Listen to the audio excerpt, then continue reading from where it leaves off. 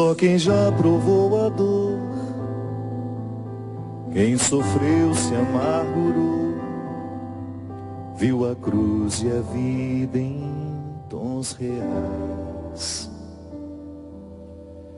Quem no certo procurou, mas no errado se perdeu, precisou saber recomeçar. Só quem já perdeu na vida sabe o que é ganhar, porque encontrou na derrota algum motivo pra lutar. E assim viu no outono a primavera,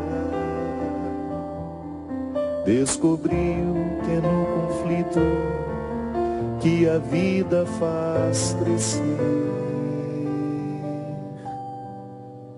que o verso tem reverso, que o direito tem o avesso, que o de graça tem seu preço, que a vida tem contrários, e a saudade é um lugar que só chega quem amou, e o ódio é uma forma tão estranha de amar,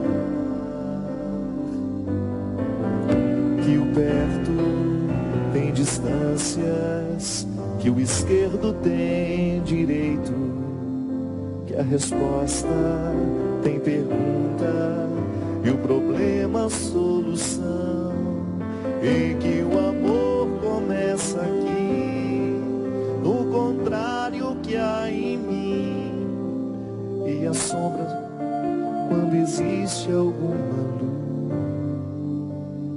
luz. Só quem soube duvidar pôde enfim acreditar, viu sem ver e amor sem aprisionar. Quem no pouco se encontrou aprendeu a multiplicar, descobriu o dom de eternizar. Só quem perdoou na vida sabe o que é amar, porque aprendeu que o amor só é amor se já provou alguma dor,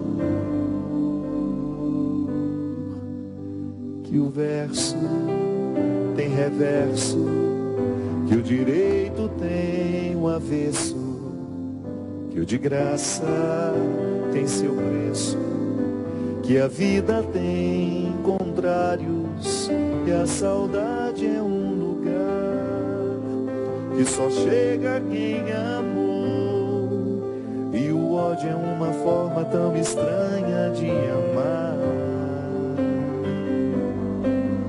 que o perto tem distâncias, e o esquerdo tem direito, que a resposta tem pergunta e o problema a solução, e que o amor começa aqui, no contrário que há em mim, e a sombra só existe quando brilha alguma luz, que o verso tem reverso, que o direito tem o avesso, que o de graça tem seu preço, que a vida tem contrários, e a saudade é um lugar que só chega quem amou, e o ódio é uma forma tão estranha de amar,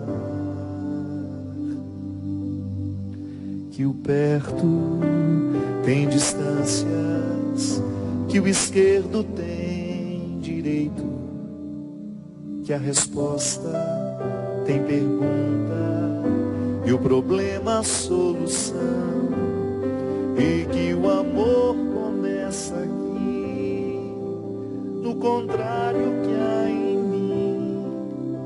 E a sombra só existe quando brilha uma luz. Só quem já provou a dor, quem sofreu se amargurou, viu a cruz e a vida em tons reais,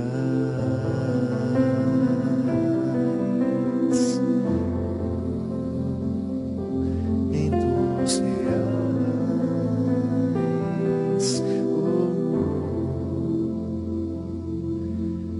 reais. Muito boa noite, com muita alegria que nós começamos mais um programa de direção espiritual. Nem sempre nós estamos no confortável da vida.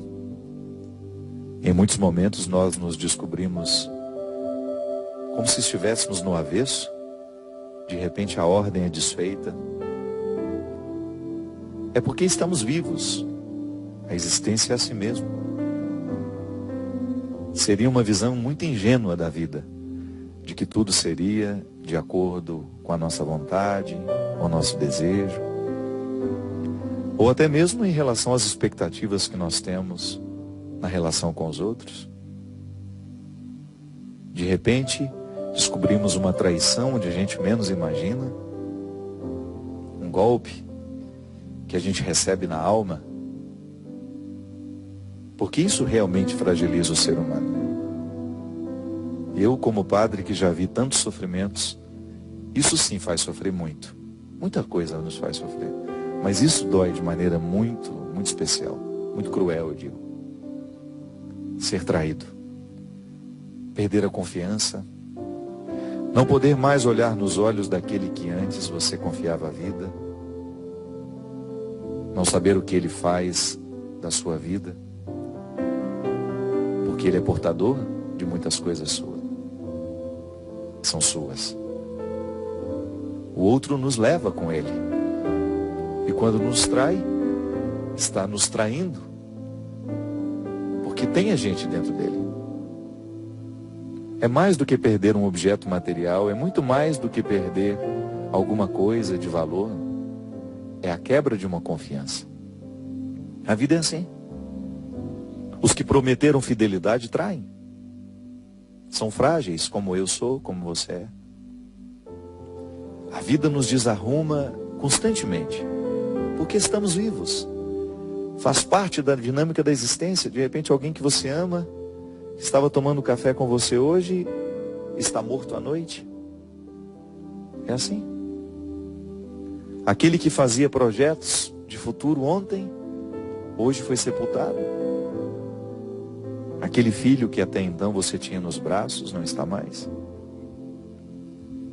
A vida não nos pede autorização para desorganizar o nosso coração. E é como se nós estivéssemos expostos a um território onde tudo é penoso. Tudo é doído, tudo é sofrido. De repente você pegou um resultado de exame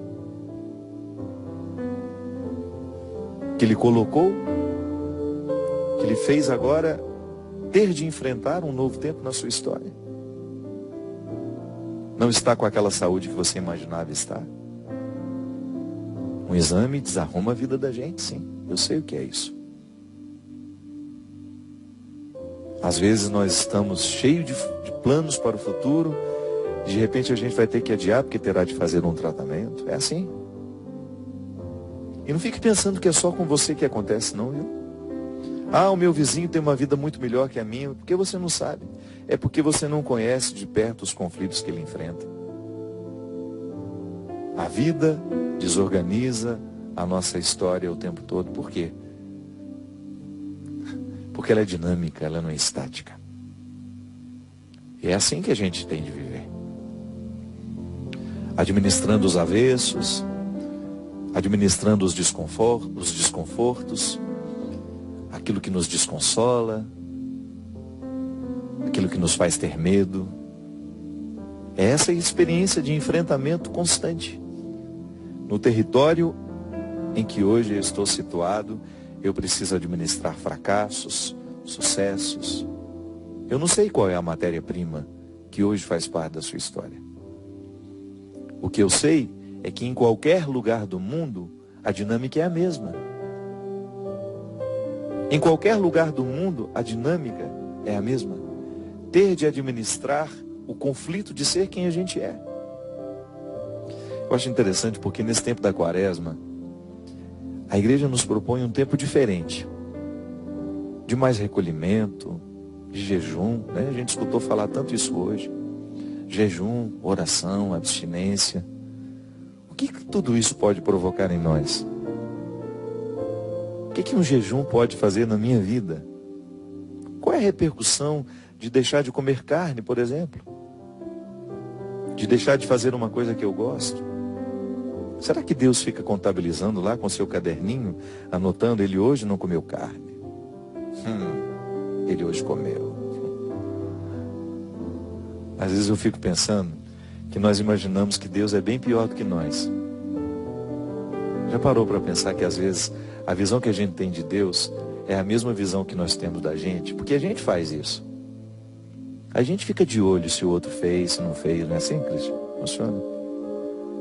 Porque nós somos mesquinhos. E às vezes a gente acha que Deus também tem uma cadernetinha, né, que fica lá anotando. Ele hoje foi à missa, ele hoje não foi. Eu me lembro que na minha catequese, a gente ainda tinha uma linguagem que era racista naquela época. Ia todo mundo preso se fosse hoje, porque esse mundo politicamente correto, né? No dia que a gente ia à missa, na segunda-feira, o nosso coraçãozinho ficava lá no quadro, vermelhinho. No dia que não ia, o coração era preto. Uma linguagem racista. Que quando eu era criança, eu não tinha ideia disso, né? Ter um coração preto ou ter um coração vermelho. Imagina se isso é nos dias de hoje. Inadmissível a possibilidade de pensar isso, porque nós estamos cada vez mais conscientes que o negro, a cor preta, não pode simbolizar ruim, desagradável, não. Isso é horrível. Dentro da linguagem, isso é péssimo. Mas enfim, não vem o caso. Mas naquela época, a visão que eu tinha de Deus era de um Deus contabilista, que ficava preocupado com o número de vezes que eu fui, que eu deixei de ir.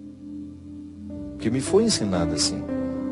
Uma pedagogia que era possível naquela época. Hoje eu jamais ensinaria uma criança a acreditar num Deus contabilista. Qual é a repercussão de ter ido à missa? Qual é a repercussão em mim de ter deixado de comer carne? Porque eu acredito sim no valor do sacrifício. Eu não estou banalizando ele, não. Não estou banalizando a minha ida, a minha pertença, não. Eu só quero que isso tenha significado profundo em mim. E quero retirar essa visão de que Deus é mesquinho da mesma maneira que eu. Não.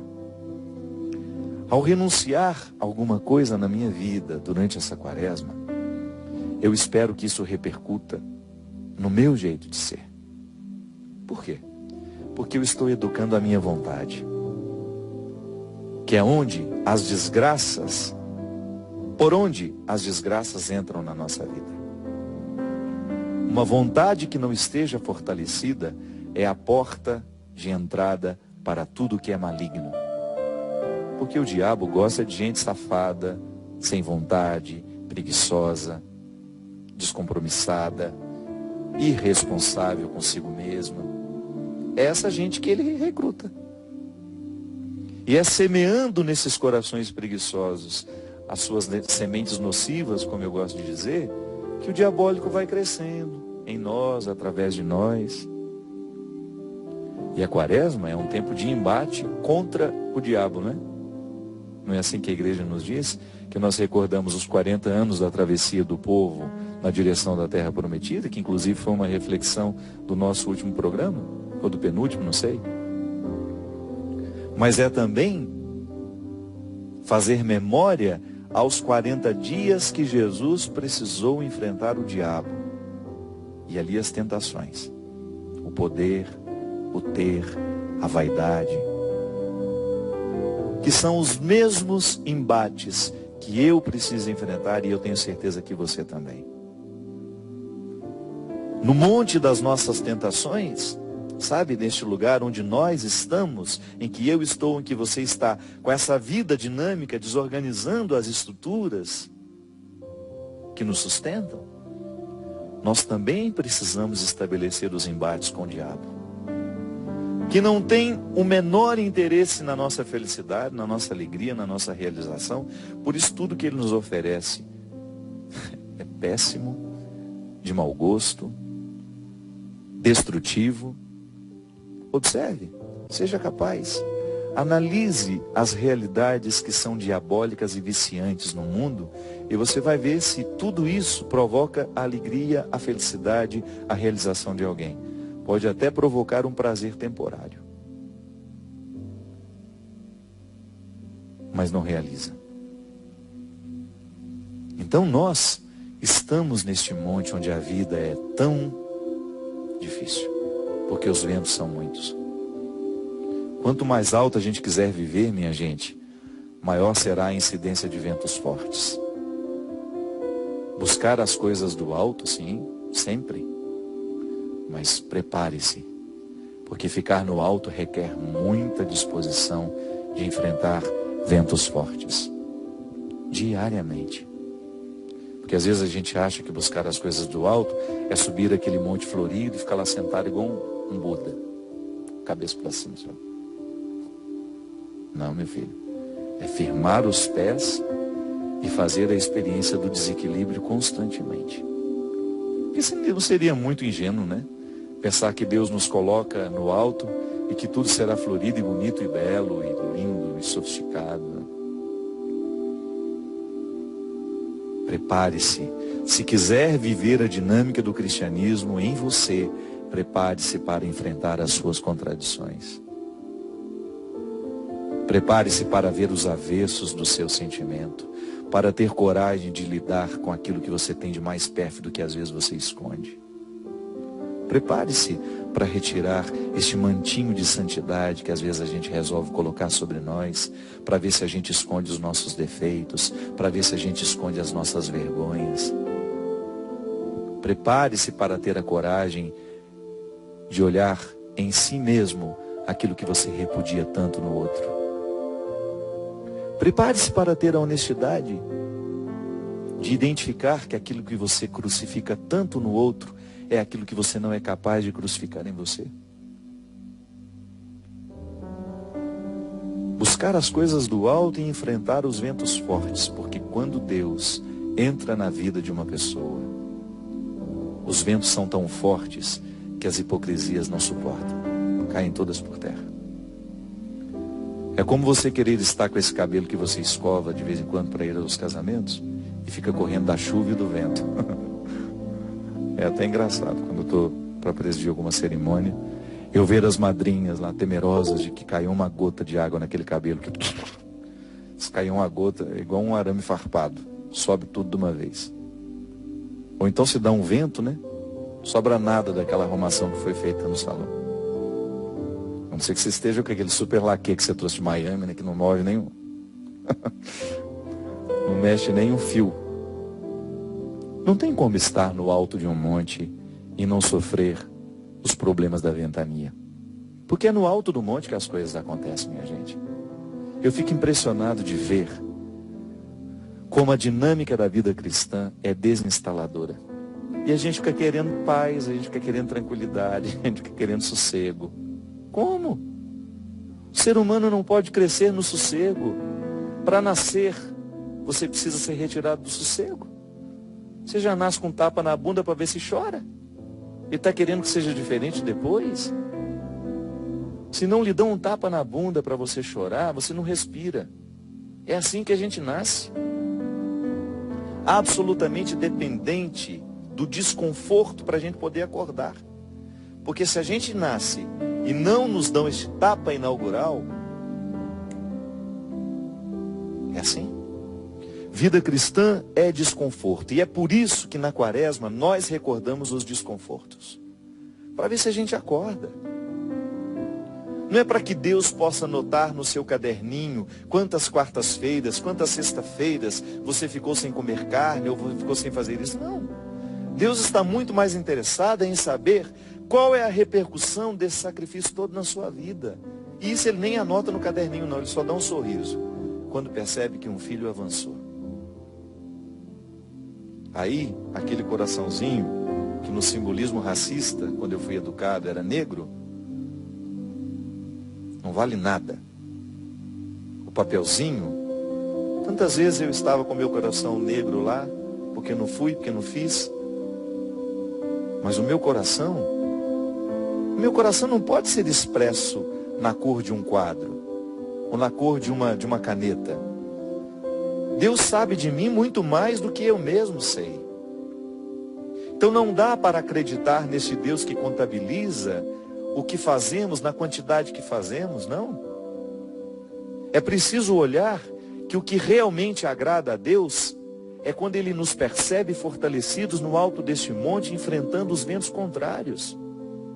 Porque se nós quisermos essa proposta cristã, de buscar constantemente as coisas do alto, você terá de se preparar diariamente para fazer os seus enfrentamentos e lidar com aquilo que em você é maquiado, é caricato, é bobo, é fútil. E aí você vai fazendo uma experiência de ir vencendo essa futilidade aos poucos, sabe? De você perceber que a quaresma, ao lhe recordar que a vida é enfrentamento, que a vida é sacrifício sim, é dificuldade, e que inclusive as coisas bonitas só são produzidas no momento em que as pessoas estão assim, enfrentando os seus sacrifícios. Eu não vi nenhum artista interessante que não tenha sido absolutamente comprometido com seus sofrimentos. Não nasce literatura de corações muito organizadinhos, muito bonitinhos, Literatura nasce de caos, é de corações imperfeitos, de corações insatisfeitos, que estão no alto deste monte ficando em pé e lutando pela dignidade. O bom artista é este, é aquele que lida diariamente com seus conflitos. Agora, se imagina, se para fazer arte é preciso sacrifício, muito mais para ser cristão. Então a quaresma, tempo especial de jejum, de oração, de cristianismo qualificado, sim. Mas não porque Deus esteja anotando no seu caderninho de contabilidade, porque isso é mesquinho pensar. Nós não podemos pensar que Deus tem os mesmos defeitos que nós. Nós não podemos pensar que Deus sofra das mesmas mesquinharias que nós. Porque eu sou mesquinho, gosto de ter meu caderninho para anotar os favores que as pessoas me fazem, o tanto que elas me agradam, o tanto que elas me desagradam. Deus não tem esse caderninho. O que Deus tem é um coração que sente com o nosso cada vez que nós suportamos as ventanias no alto do monte, e Ele se alegra e volta a dizer, é um sorriso no rosto dele. Porque nada pode agradar mais um pai do que ver o seu filho enfrentando os ventos contrários e permanecendo em pé. É isso que dá orgulho. É um campeonato vencido com luta. É uma corrida que se tem de trabalhar muito para chegar ao final. A vida é isso. Então desorganizou, está desorganizado, está ruim, está difícil. Sinta-se no alto deste monte. Sinta-se no contexto das contradições e articulando com sabedoria essas contradições. Porque a vida só é real assim. Só quem já provou a dor, viu a vida em tons reais. Porque na ilusão, ninguém pode ser feliz. Na ilusão, ninguém pode ser feliz. O que nos torna encaminhados para essa felicidade que nós tanto queremos, e que nós podemos encontrar, como dizia Guimarães Rosa, em horinhas de descuido, é quando você se percebe no alto deste monte, enfrentando a ventania e com disposição de continuar naquela posição. Nós vamos para um rápido intervalo e a gente volta já já com o programa Direção Espiritual.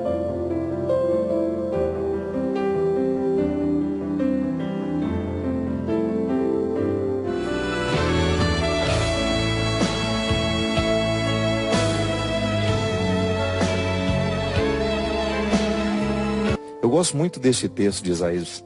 Cristian, tudo certo com você? Está tudo em paz? Passou o carnaval onde? Eu pensei que fosse na República Tcheca. Porque ele é assim. Ele viaja, eu vou a Tremembé, ele vai para a República Tcheca. Eu vou ali em Paraibuna, ele vai para... Tchecoslováquia, já falei, República Tcheca de novo. Tô com esse... Vai para a Suíça. Então a gente precisa se contextualizar, porque o Cristo é uma pessoa muito viajada. Que ótimo isso. Gosto muito dessa passagem de Isaías que fala do sacrifício. Inclusive hoje meu amigo Kleber Cartori, lá de Maringá, postou no Twitter dele, eu até favoritei.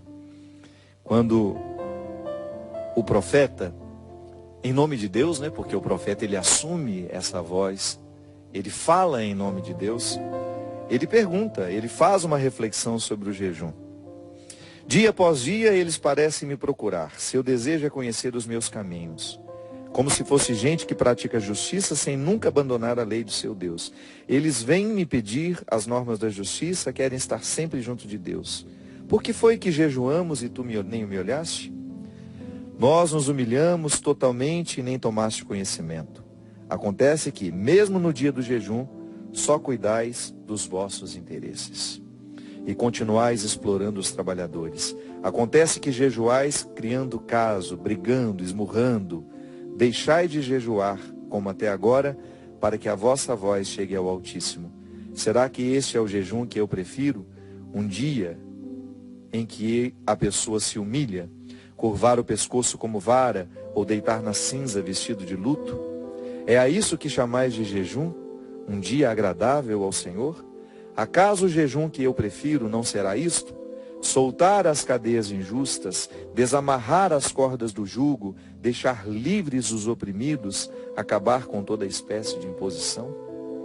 Não será repartir tua comida com quem tem fome, hospedar na tua casa os pobres sem destino, vestir uma roupa naquele que encontras nu e jamais tentar te esconder do pobre teu irmão?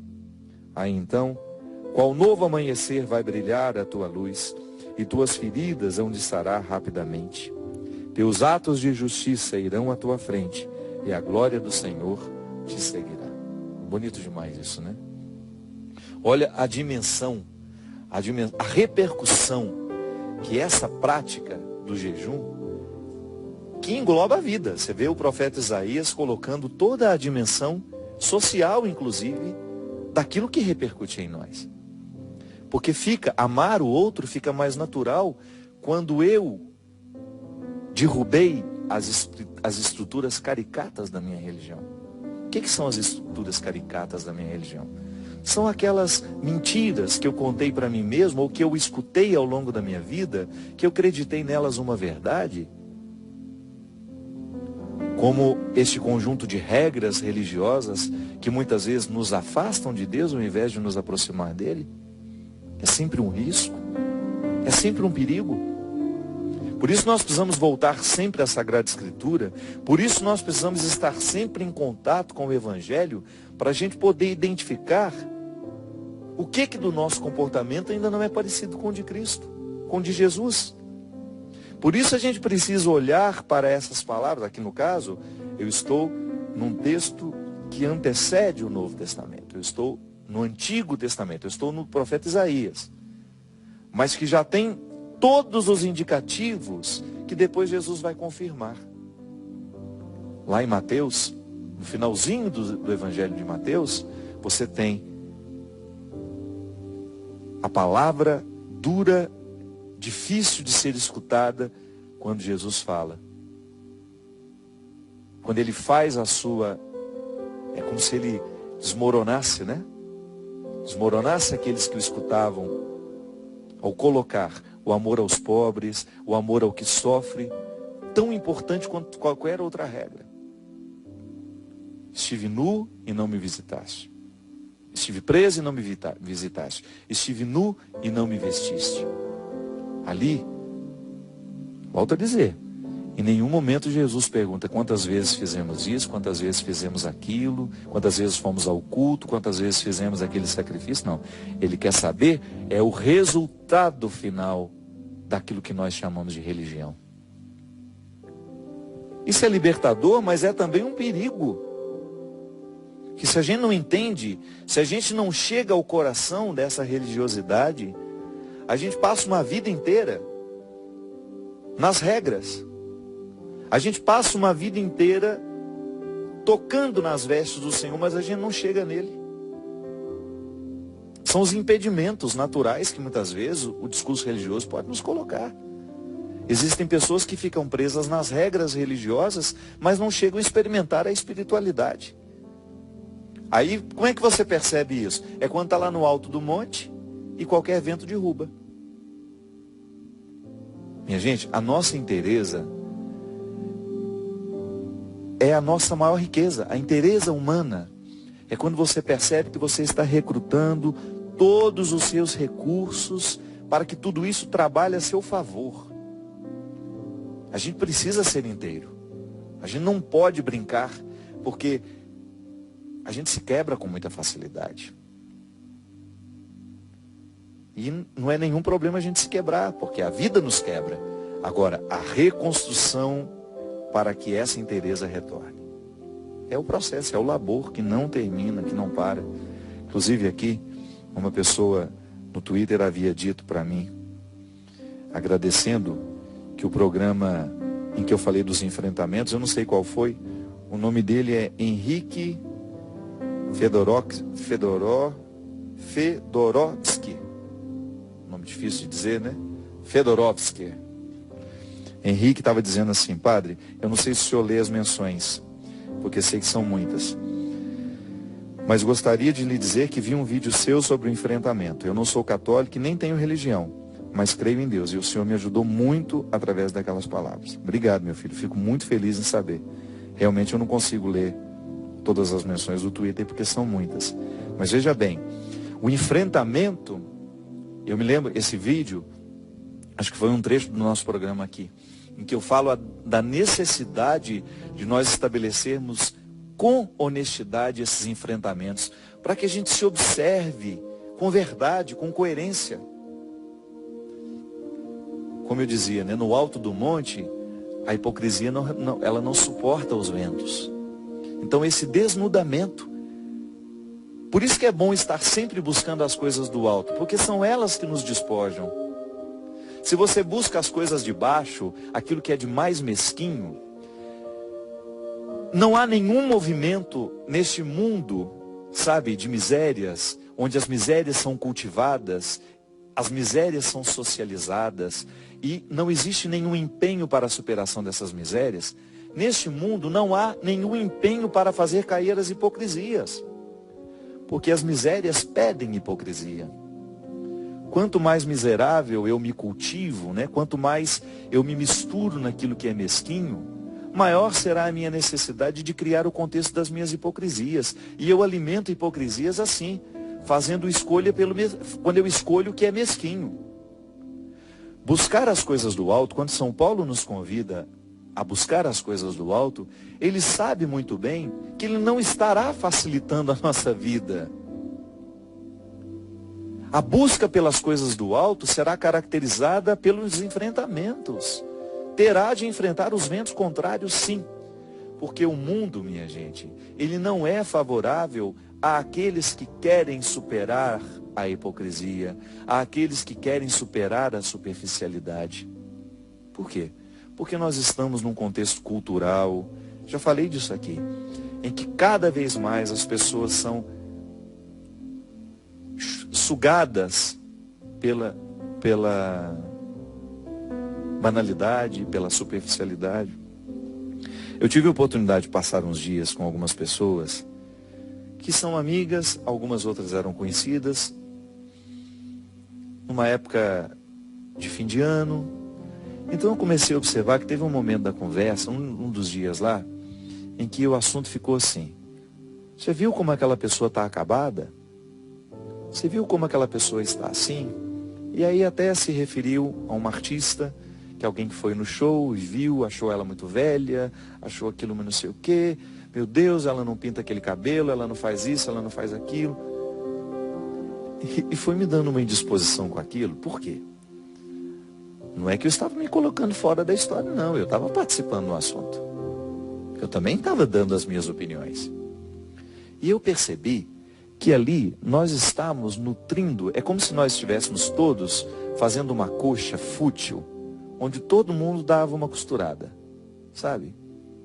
Eu falei, meu Deus do céu, o que isso agrega na vida da gente, um discurso como esse? Você percebeu que você passou mais de 1 hora falando da vida dos outros, comentando a velhice do outro, o abatimento do outro, como se a gente estivesse fora dessa dinâmica, né?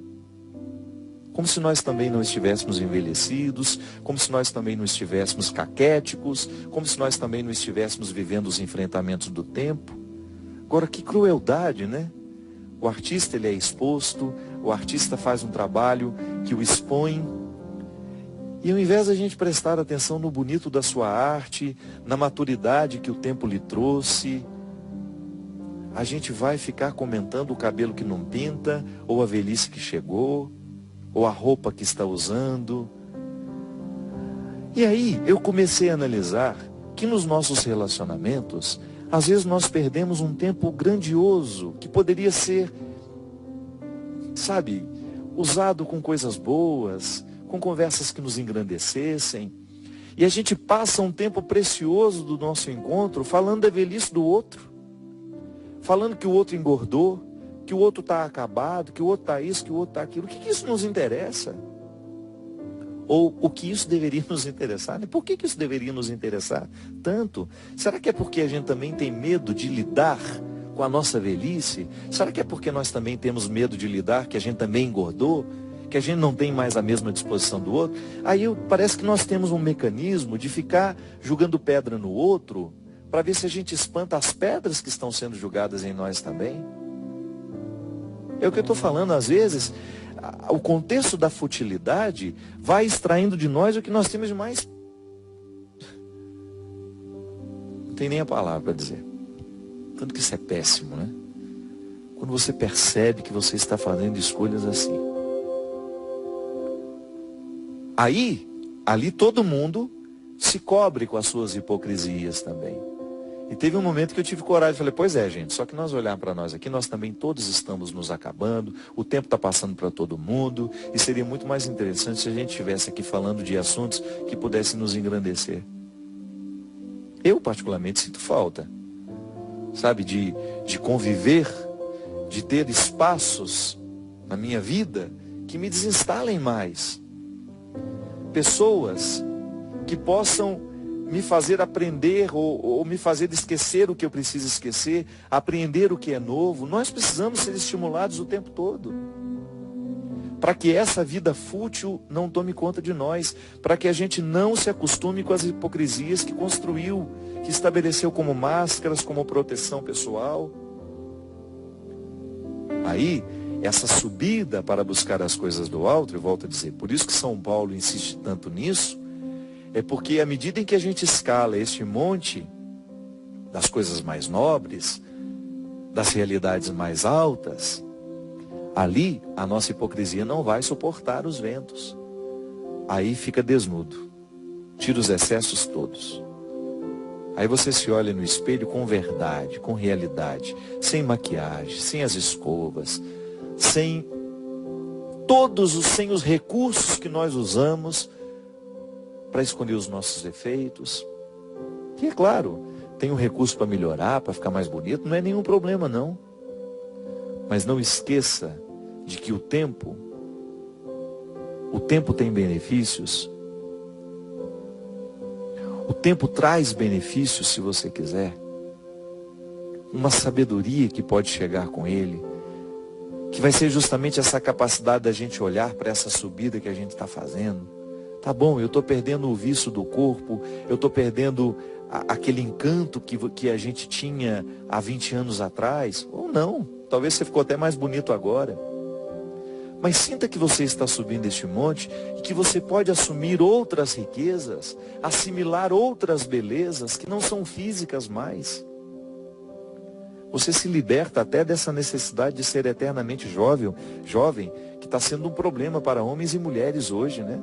Quando a pessoa não consegue se adequar aos limites da idade, quer ser aquela gatinha eternamente com 70 anos, né?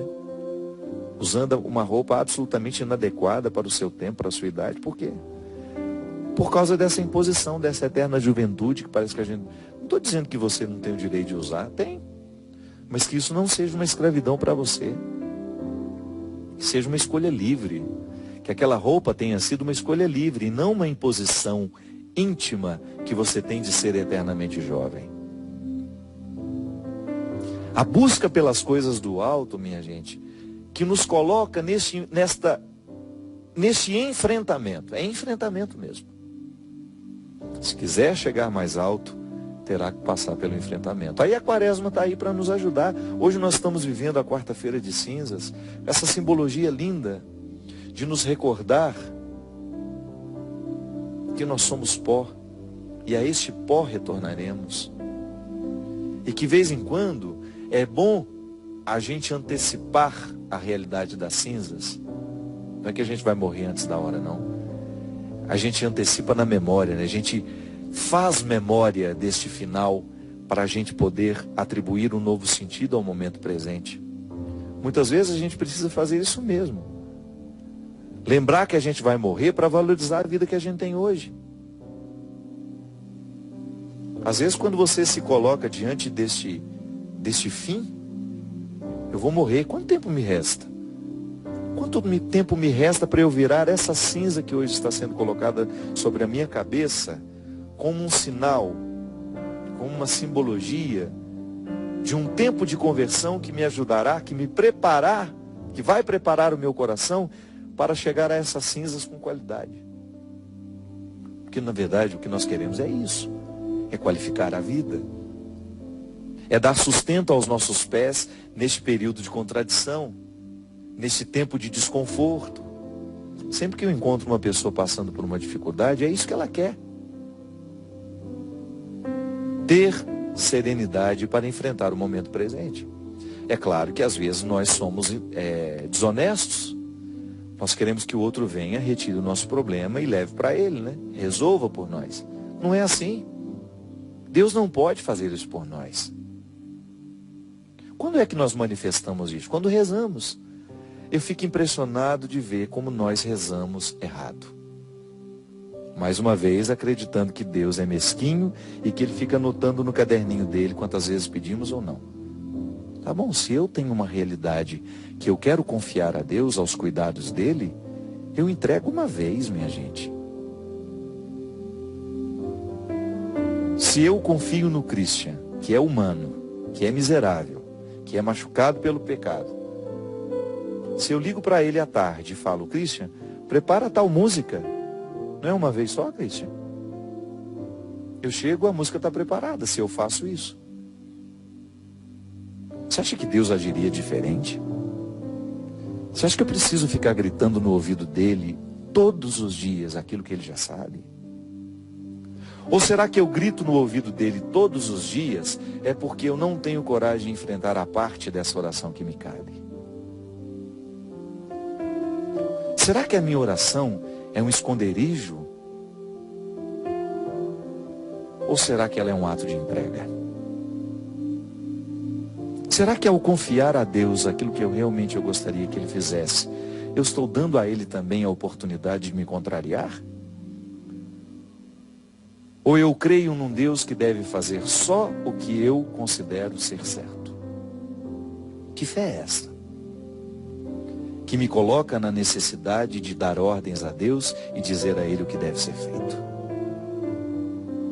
Porque eu não tenho coragem de enfrentar a minha vida. Isso é muito imaturo, eu acho. Eu acho que é muito mais sincero eu entregar a Deus e viver o meu processo. Tá bom, eu entreguei a Deus o meu desejo de ser melhor. E acredito que todo o movimento da sua graça é para que eu alcance esse resultado. Da mesma maneira, quando eu rezo para ser curado de uma enfermidade, todo o movimento da graça de Deus é para que essa saúde tome conta de mim. Agora, você pode ter certeza que a minha oração, o meu pedido diário, aquilo que eu faço, é para que o meu coração se abra para compreender até mesmo o processo da minha doença na minha vida. O O que pode ser curado em mim quando eu estou doente? O órgão que está doente? É muito mais. Às vezes, minha gente, eu enfrento uma enfermidade e as enfermidades nascem de nós. Não é Deus mandando, não é nada. É aqui. É o processo da vida. Na minha genética, nas minhas escolhas. Às vezes eu adoeço por causa das escolhas que eu fiz. Se eu tenho uma vida desregrada, mais cedo ou mais tarde a fatura chega para mim. Agora, se eu permito que aquele momento de dificuldade, de doença, de enfermidade, possa me mostrar a totalidade do alto onde eu estou, às vezes, o que precisa ser curado em nós não é físico. É muito mais. Ah, padre, mas eu não tenho direito de pedir? Tem. Mas não use a sua fé para se esconder dos seus enfrentamentos. Não infantilize a sua relação com o Senhor. Já pediu a Ele? Está entregue. Está entregue, Ele sabe. Ou então seria muito mesquinho pensar que Deus fica precisando da insistência das pessoas. Que eu tenho que recrutar um caminhão de gente para pedir a mesma coisa que eu estou pedindo. Como se Ele fosse um velho que não tem condições de escutar e de fazer prevalecer a sua vontade, que é uma só, minha gente. Deus não muda de ideia. Coloque isso no seu coração. Deus só quer o nosso bem, Deus quer a nossa saúde, Deus quer a nossa vida. Mas nós precisamos viver os enfrentamentos humanos que dificultam isso. Então, muitas vezes, nós queremos, através da nossa oração, nos livrar dos enfrentamentos humanos. Isso não é justo.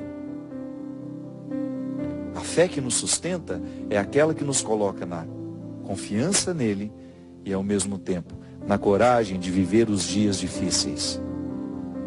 Porque dias difíceis acontecem na vida de pessoas boas também. Pessoas boas sofrem. Eu já vi muitas pessoas que, se eu pudesse, eu retiraria o sofrimento delas.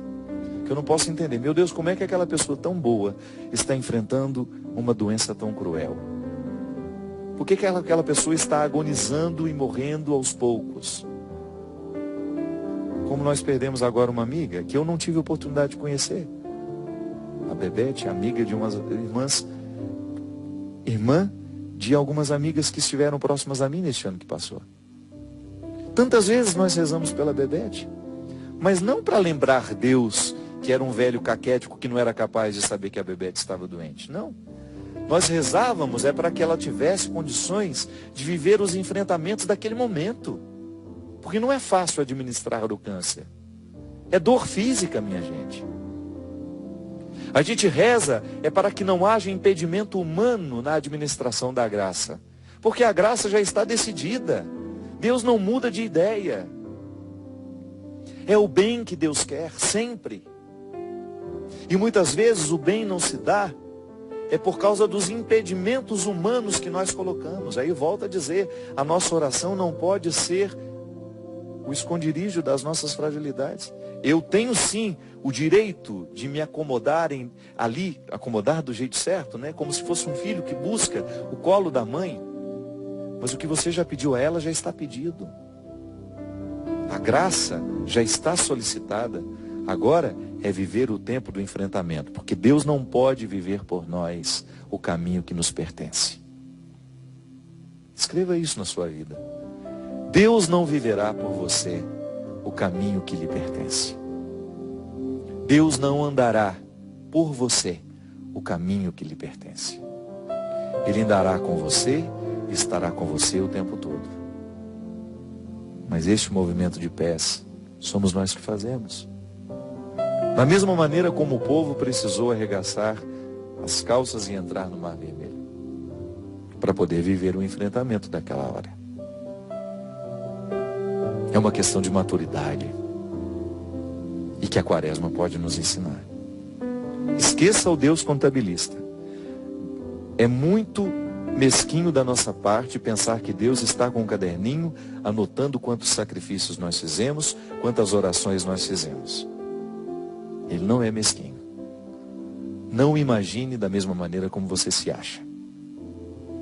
Não faça de Deus a leitura que você fez de si mesmo. Deus é mais, muito mais do que nós sabemos de nós. Ele não tem os mesmos sentimentos mesquinhos que nós. Então esqueça o Deus contabilista. Olhe para o Deus que sorri cada vez que você faz a sua oração ter repercussão na sua coragem de continuar subindo o monte. Ainda que estejamos doentes, é para o alto que a gente tem de ir. Ainda que estejamos deprimidos, é para o alto que a gente precisa ir. Ainda que a gente esteja enfrentando a morte de alguém que a gente ama, é para cima que a gente pode ir, que a gente deve ir. Porque tudo isso pode ser uma ocasião que nos jogue para baixo.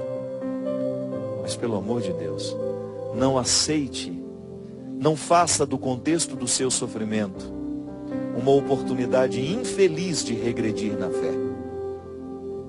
Não faça do seu sofrimento uma oportunidade mesquinha, ou então de mergulhar no que há de mais mesquinho.